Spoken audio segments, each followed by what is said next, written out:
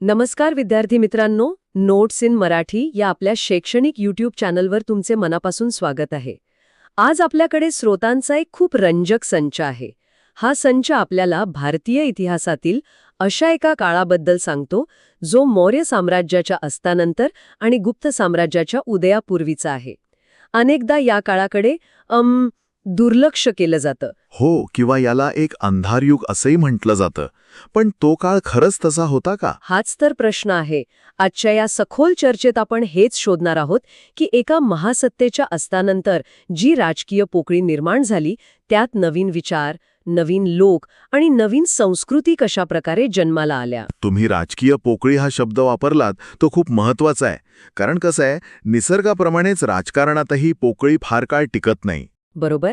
मौर्य साम्राज्याच्या पतनानंतर ही पोकळी भरून काढण्यासाठी वायव्येकडून अनेक गट भारतात आले. आजच्या चर्चेचा उद्देश हा केवळ कोण आलं आणि कोण गेलं हे पाहणं नाही, तर या घुसळणीतून भारताची नवी ओळख कशी घडत होती हे समजून घेणं आहे. हा काळ संघर्षाचा होता, पण तो समन्वयाचाही होता. चला तर मग या घुसळणीच्या काळात डोकावूया. तर मौर्य साम्राज्यानंतर जी पोकळी निर्माण झाली ती भरण्यासाठी मध्य आशियातून काही गट आले. यातले पहिले होते इंडो-ग्रीक, ज्यांना आपले स्रोत यवन म्हणतात. हो, यवन. यांच्याबद्दल फारसं लिहून ठेवलेलं नाहीये. मग आपल्याला यांच्याबद्दल माहिती नक्की कुठून मिळते? यांचं वैशिष्ट्य म्हणजे यांचा बराचसा इतिहास आपल्याला त्यांच्या नाण्यांवरून कळतो. आणि ही नाणी म्हणजे केवळ चलन नव्हती, ती त्या काळातील जिवंत डॉक्युमेंट्स आहेत असं म्हणायला हरकत नाही. अच्छा. याआधी भारतीय नाण्यांवर फक्त काही चिन्ह असायची. पण इंडो-ग्रीकांनी एक नवीन गोष्ट आणली. त्यांनी नाण्यांवर राजाचा चेहरा कोरला. एका बाजूला ग्रीक भाषेत आणि दुसऱ्या बाजूला प्राकृत भाषेत, म्हणजे खरोष्टी लिपीत मजकूर असायचा. एक मिनिट, राजाचा चेहरा नाण्यावर? आज आपल्याला हे खूप सामान्य वाटतं, पण त्या काळात ते किती क्रांतिकारी असावं. म्हणजे प्रत्येक व्यवहारासोबत राजाची प्रतिमा लोकांच्या हातात जात होती. मी तुमचा राजा आहे हे सांगण्याचं हे किती प्रभावी माध्यम असेल. अगदी बरोबर. ही एक प्रकारची प्रचार यंत्रणाच होती. प्रत्येक नाणं हे राजाच्या सत्तेची जाहिरात करत होतं. यातून राजाची ओळख, त्याचा वंश, त्याचा धर्म हे सगळं लोकांपर्यंत पोहोचत होतं. भारतीय नाणशास्त्राला मिळालेली ही एक मोठी देणगी होती, जी पुढच्या अनेक शतकांपर्यंत टिकली. म्हणजे इंडो-ग्रीकांनी एक सांस्कृतिक छाप सोडली. यांच्यानंतर आले शक. स्रोत सांगतात की हे मूळचे पशुपालक होते. त्यांनी इथल्या राजकारणात स्वतःला कसं बसवलं? या लोकांनी स्वतःला स्थानिक संस्कृतीशी जोडून घेण्याचा प्रयत्न केला का? हो, केला. आणि याचं सर्वोत्तम उदाहरण म्हणजे राजा रुद्रदामन याचा जुनागड येथील शिलालेख. याची गंमत अशी आहे की हा शिलालेख त्याच स्तंभावर आहे जिथे आधी सम्राट अशोकाने प्राकृत भाषेत आपला संदेश कोरला होता.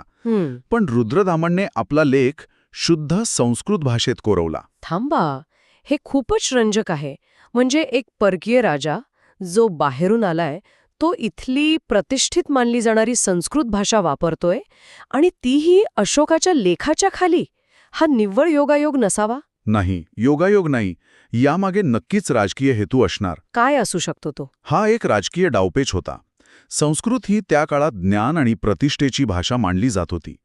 संस्कृतचा वापर करून रुद्रदामन स्वतःला स्थानिक उच्चभ्रू वर्गाशी आणि परंपरेशी जोडून घेत होता. तो जणू सांगत होता की मी बाहेरून आलो असलो तरी मी तुमच्या संस्कृतीचा आणि परंपरेचा रक्षक आहे. अच्छा. आणि इतकंच नाही, त्याच शिलालेखात त्याने मौर्यकालीन सुदर्शन तलावाची दुरुस्ती स्वखर्चाने केल्याचा उल्लेख आहे. यातून तो एक चांगला आणि जबाबदार शासक असल्याचं सिद्ध करत होता. म्हणजे बाहेरून आलेल्या सत्ताधीशांसाठी स्थानिक संस्कृतीचा स्वीकार करणं ही त्यांच्या सत्तेला वैधता मिळवून देणारी एक रणनीती होती. हाच पॅटर्न आपल्याला पुढच्या गटात म्हणजे कुशाणांमध्येही दिसतो का? दिसतो ना. आणि कुशाणांनी तर ही रणनीती एका वेगळ्याच उंचीवर नेली. त्यांनी स्वतःसाठी देवपुत्र ही पदवी वापरण्यास सुरुवात केली. देवपुत्र? हो, देवाचा पुत्र. ही कल्पना कदाचित चिनी स्वर्गाचा पुत्र या संकल्पनेवरून आली असावी. या पदवीमुळे त्यांनी स्वतःला स्थानिक राजांपेक्षा श्रेष्ठ आणि देवी ठरवलं. आम्ही सामान्य राजे नाही, आम्ही देवाचे अंश आहोत, हा संदेश त्यांनी दिला. वा. म्हणजे एका बाजूला स्थानिक भाषा आणि परंपरा स्वीकारायची आणि दुसऱ्या बाजूला स्वतःला दैवी पदव्या लावून इतरांपेक्षा श्रेष्ठ दाखवायचं. काय जबरदस्त संतुलन आहे. अगदी. सम्राट कनिष्काबद्दल तर आपल्या स्रोतांमध्ये बरीच माहिती आहे. त्याचं साम्राज्य काबूलपासून पाटलीपुत्रपर्यंत पसरलं होतं. त्याने पुरुषपूर म्हणजे आजचं पेशावर आणि मथुरा अशा 2 राजधान्या ठेवल्या होत्या. हे 2 राजधान्यांचं गणित काय होतं? हे त्याच्या साम्राज्याच्या दुहेरी स्वरूपाचं प्रतीक होतं. पेशावर ही मध्य आशियाशी जोडलेली त्याच्या मूळ प्रदेशाजवळची राजधानी होती. तर मथुरा ही गंगेच्या खोऱ्यातील म्हणजेच भारताच्या सांस्कृतिक आणि आर्थिक केंद्रावरील नियंत्रणाचं प्रतीक होती. यातून तो एकाच वेळी मध्य आशिया आणि भारत या दोन्ही जगांवर राज्य करत होता. आणि याच काळात कलेच्या क्षेत्रात जी क्रांती झाली ती तर अविश्वसनीय आहे. आपल्या स्रोतांमध्ये गौतम बुद्धांच्या मूर्तीची फोटो आहेत. त्यातली गांधार शैलीतली मूर्ती पाहिली की असं वाटतं जणू कोणीतरी ग्रीक देव अपोलोच्या चेहऱ्यावर भारतीय भाव ठेवले आहेत. हे कसं शक्य झालं? यालाच संस्कृतींचा संगम म्हणतात. गांधार प्रदेश म्हणजे आजचा अफगाणिस्तान पाकिस्तानचा भाग हा ग्रीक आणि भारतीय संस्कृतीच्या सीमेवर होता. हो. त्यामुळे तिथल्या कलाकारांनी बुद्धाची मूर्ती घडवताना विषय भारतीय घेतला, पण मूर्ती घडवण्याची शैली, चेहऱ्यावरचे भाव, कपड्यांच्या चुन्या यावर ग्रीक कलेचा प्रभाव होता. पण गंमत म्हणजे त्याच वेळी मथुरेत पूर्णपणे भारतीय स्वरूपाची कलाशैली विकसित होत होती. अच्छा, म्हणजे दोन्ही शैली एकाच वेळी होत्या. हो, आणि कुशाण राजे इतके हुशार होते की त्यांनी दोन्ही शैलींना प्रोत्साहन दिलं. पण या सगळ्या कलाप्रकारांना लोकांकडून विरोध झाला नाही का? म्हणजे आमच्या बुद्धाला तुम्ही परदेशी कपड्यांमध्ये का दाखवताय, असा काय विचारप्रवाह त्या काळात नव्हता का? हां, आपल्या स्रोतांमध्ये अशा थेट विरोधाची नोंद नाही, पण दोन्ही कलाशैली एकाच वेळी विकसित होणं हेच सूचित करतं की लोकांच्या आणि कलाकारांच्या वेगवेगळ्या पसंती होत्या. बरोबर. पुरेचा आध्यात्मिक भाव जास्त महत्त्वाचा वाटला असेल. कुशाणांचं मोठेपण यात आहे की त्यांनी कोणत्याही एका शैलीची सक्ती केली नाही. त्यामुळे हा काळ भारतीय शिल्पकलेच्या इतिहासात नवनिर्मितीचा काळ ठरला. या शक कुशाणांच्या काही शतकांच्या राजवटीनंतर भारतात पुन्हा एकदा एका मोठ्या भारतीय साम्राज्याचा उदय झाला, गुप्त साम्राज्य. स्रोतांमध्ये या काळाला सुवर्णयुग म्हटलं जातं. हे विशेषण कितपत खरं आहे की ही एक अतिशयोक्ती आहे? सुवर्णयुग ही संकल्पना थोडी गुंतागुंतीची आहे, कारण ते कोणासाठी सुवर्णयुग होतं हा प्रश्न महत्त्वाचा आहे. पण हो, कला, साहित्य आणि विज्ञानाच्या क्षेत्रात जी अभूतपूर्व प्रगती झाली त्यामुळे हे विशेषण लावलं जातं. या साम्राज्याचा खरा विस्तारक होता समुद्रगुप्त. त्याची अलाहाबाद येथील प्रयाग प्रशस्ती म्हणजे त्याच्या विजयांची गाथाच आहे. आणि पुन्हा एकदा तीच गोष्ट, ही प्रशस्ती सुद्धा अशोकाच्याच स्तंभावर कोरलेली आहे. मला तर आता असं वाटायला लागलंय की त्या काळातल्या राजांसाठी अशोकाचा स्तंभ म्हणजे स्वतःच्या विचारांचा जाहीरनामा लावण्यासाठीचा एक पब्लिक नोटीस बोर्ड बनला होता. तुम्ही म्हणताय ते एका अर्थाने खरं आहे, पण हा निव्वळ योगायोग नाही, हा एक जाणीवपूर्वक केलेला राजकीय संदेश आहे. कसा? समुद्रगुप्त जणू इतिहासाला सांगत होता की अशोकाचा शांततेचा आणि धर्मविजयाचा काळ आता संपलाय. आता माझ्या लष्करी सामर्थ्याचा, माझ्या दिग्विजयाचा काळ सुरू झाला आहे. एकाच स्तंभावर 2 महासत्तांच्या विचारसरणीतला हा थेट संघर्ष आपल्याला दिसतो. समुद्रगुप्ताने स्वतःला सर्वाराजोच्छेदता म्हणजे सर्व राजांची सत्ता संपुष्टात आणणारा अशी पदवी घेतली होती. पण त्याच्या नाण्यांवर तो वीणा वाजवताना दिसतो. एक क्रूर फात कॉन्करर आणि एक संवेदनशील संगीतकार, हे दोन्ही एकाच माणसात कसं असू शकतं? हेच तर राजाच्या प्रतिमेचा व्यवस्थापन आहे, इमेज मॅनेजमेंट. विजयानी तो सामर्थ्य दाखवत होता, तर वीणा वाजवून तो सुसंस्कृतपणा. अच्छा. तो केवळ एक योद्धा नाही तर एक कविराज सुद्धा आहे हे तो दाखवत होता. त्याच्यानंतर आलेला दुसरा चंद्रगुप्त, विक्रमादित्य. त्याच्या दरबारात नवरत्न होती. कालिदासासारखा महाकवी, वराहमिहीरसारखा खगोलशास्त्रज्ञ.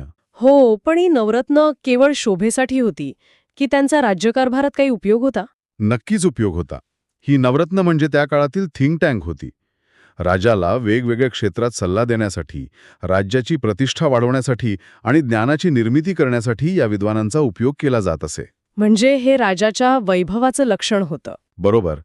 अशा विद्वानांना आश्रय देणं हे राजाच्या वैभवाचं आणि बुद्धिमत्तेचं लक्षण मानलं जायचं. पण या सगळ्या वैभवाच्या काळात प्रशासनात एक असा बदल घडत होता ज्याचे परिणाम खूप दूरगामी ठरणार होते. स्रोतांमध्ये अग्रहार पद्धतीचा उल्लेख आहे. हो, अग्रहार, ज्यात लष्करी आणि नागरी अधिकाऱ्यांना रोख पगाराऐवजी जमीन दिली जाऊ लागली. वरवर पाहता हा एक छोटा प्रशासकीय बदल वाटतो. हो. पण याचे इतके गंभीर परिणाम कसे झाले? हा मुद्दा खूप महत्वाचा आहे. या एका निर्णयाने भारताच्या भविष्यातील सामाजिक आणि राजकीय रचनेचा पाया घातला. विचार करा, जोपर्यंत एका अधिकाऱ्याला राजाच्या खजिन्यातून रोख पगार मिळतो, तोपर्यंत त्याची निष्ठा थेट राजाशी असते. हो, बरोबर. पण जेव्हा त्याला पगाराऐवजी जमिनीचा एक तुकडा मिळतो, तेव्हा त्याची निष्ठा हळूहळू ते जमिनीशी आणि त्या प्रदेशाशी जोडली जाते. अच्छा, म्हणजे त्याचं सत्ता केंद्र पाटलीपुत्र न राहता त्याला मिळालेली ती जागीर बनते. तो तिथे कर गोळा करू लागतो, स्वतःची छोटी फौज ठेवू लागतो. अगदी बरोबर. आणि पिढ्यानपिढ्या ती जमीन त्याच्या कुटुंबाकडे राहिल्यामुळे ती तिथे स्थानिक सत्ताधीश बनतात. केंद्रातील राजाची सत्ता केवळ नावापुरती उरते आणि खरी सत्ता या स्थानिक जमीनदारांच्या हातात जाते. आणि यातूनच सरंजामशाही पद्धतीचा उदय झाला. हो. गुप्त साम्राज्याच्या पतनाचं एक मोठं कारण म्हणजे याच जमीनदारांची वाढलेली ताकद होती. एका छोट्या आर्थिक धोरणाने अख्ख्या साम्राज्याचा पाया कसा खिळखिळा केला याचे उत्तम उदाहरण आहे. अविश्वसनीय. म्हणजे ज्या गोष्टी साम्राज्याला मजबूत करण्यासाठी केल्या जातात त्याच पुढे जाऊन त्याच्या पतनाचं कारण ठरतात. विज्ञानाबद्दल बोलायचं झालं तर मेहरोलीच्या लोहस्तंभाचा उल्लेख केल्याशिवाय पुढे जाताच येणार नाही.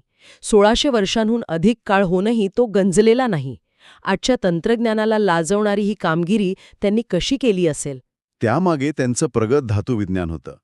त्यांनी लोखंड शुद्ध करताना त्यात फॉस्फरसचं प्रमाण जास्त ठेवलं आणि स्तंभावर मॅंगनीज डायऑक्साईडचा एक अतिशय पातळ संरक्षक थर तयार केला.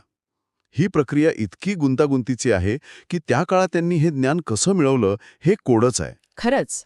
आणि याच काळात मंदिर स्थापत्यकलेचा आणि शिल्पकलेचाही पाया घातला गेला. या सगळ्या राजकीय, सामाजिक आणि वैज्ञानिक घडामोडींसाठी पैसा लागतो. ही समृद्धी कुठून येत होती? या काळात भारताचा जगाशी काही संबंध होता का? नक्कीच होता. या काळात भारत-रोम व्यापार शिखरावर होता. The Periplus of Erythraean Sea नावाच्या एका ग्रीक ग्रंथात या व्यापाराचं सविस्तर वर्णन आहे. अच्छा. भारतातून मसाले, कापड, हस्तिदंत, मौल्यवान खडे यांची प्रचंड निर्यात होत असे आणि त्या बदल्यात रोमहून मोठ्या प्रमाणात सोनं भारतात येत होतं. म्हणजे भारताकडे मोठा व्यापार अधिशेष होता. Trade surplus. महाराष्ट्रातील सोपारा, कल्याण यांसारखी बंदरे या व्यापारात महत्वाची होती, हो ना? हो. आणि आपल्या स्रोतांमध्ये उत्खननात सापडलेल्या रोमन मध्यकुंभांचे म्हणजे ॲम्फोरा आणि नाण्यांचे फोटो आहेत. हे त्या जागतिक व्यापाराचे ठोस पुरावेच आहेत. आणि केवळ बंदरेच नाही तर देशाच्या आतमध्ये तेर, भोकरदन, नेवासा यांसारखी मोठी व्यापारी केंद्र होती जिथे मालाची कोठारे होती. हा व्यापार इतका फायदेशीर होता की रोमन सिनेटला भारतात जाणाऱ्या सोन्याबद्दल चिंता वाटू लागली होती असं म्हणतात. वा. म्हणजे या व्यापारातून मिळालेल्या संपत्तीमुळेच शक, कुशाण आणि गुप्त काळात कला आणि संस्कृतीला मोठा राजाश्रय मिळू शकला. अगदी बरोबर. गुप्त साम्राज्याच्या अस्तानंतर पुन्हा एकदा तीच परिस्थिती निर्माण झाली.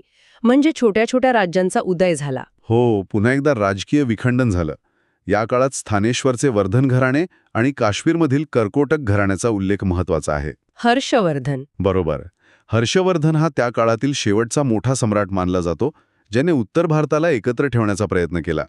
त्याच्या दरबारातील कवी बाणभट्टाने लिहिलेलं हर्षचरित हे केवळ एका राजाचं चरित्र नाही, तर त्या काळातील समाजाचं प्रतिबिंब आहे. आणि काश्मीरमधील ललितादित्य मुक्तापीड. हो, तोही एक अत्यंत पराक्रमी राजा होऊन गेला. त्याने प्रसिद्ध मार्तंड सूर्यमंदिर बांधले. यातून हे दिसतं की एखादं मोठं साम्राज्य नसलं तरी या प्रादेशिक राज्यांमध्येही संस्कृती आणि कलेची वाढ सुरूच होती. तर आज आपण मौर्य साम्राज्याच्या पतनापासून ते गुप्त साम्राज्याच्या वैभवापर्यंत आणि त्यानंतरच्या काळापर्यंतचा एक मोठा आणि अत्यंत महत्त्वाचा टप्पा पाहिला. याला अंधार युग म्हणणं किती चुकीचं आहे हे या चर्चेतून स्पष्ट होते. हा काळ तर अनेक संस्कृतींच्या, विचारांच्या आणि लोकांच्या संगमातून एका नवीन, अधिक समृद्ध भारताच्या निर्मितीचा काळ होता. अगदी बरोबर. आजच्या चर्चेतून एक गोष्ट स्पष्ट होते की इतिहास हा केवळ राजा महाराजांच्या लढायांचा किंवा साम्राज्यांच्या उत्थान-पतनाचा नसतो. तो सामान्य लोकांचे जीवन, कला, व्यापार आणि विचारांच्या देवाणघेवाणीतून घडत असतो. बाहेरून आलेले लोक आणि इथली संस्कृती यांच्यातील देवाणघेवाणीतूनच भारताची ओळख अधिक बहुरंगी आणि समृद्ध झाली. जाता जाता एक विचार करायला लावणारा प्रश्न. गुप्त काळात लष्करी अधिकाऱ्यांना रोख पगाराऐवजी जमीन देण्याची जी अग्रहार पद्धत सुरू झाली, तिने पुढे सरंजामशाहीला जन्म दिला. या पद्धतीमुळे केंद्रातील राजाची सत्ता कमकुवत होऊन स्थानिक जमीनदार अधिक शक्तिशाली बनले. विचार करा, राज्याच्या सुरक्षेसाठी आणि प्रशासनाच्या सोयीसाठी घेतलेल्या या एका आर्थिक निर्णयाने भारताच्या पुढील हजारो वर्षांच्या राजकीय आणि सामाजिक रचनेवर किती दूरगामी परिणाम केला असेल. यावर नक्की विचार करा.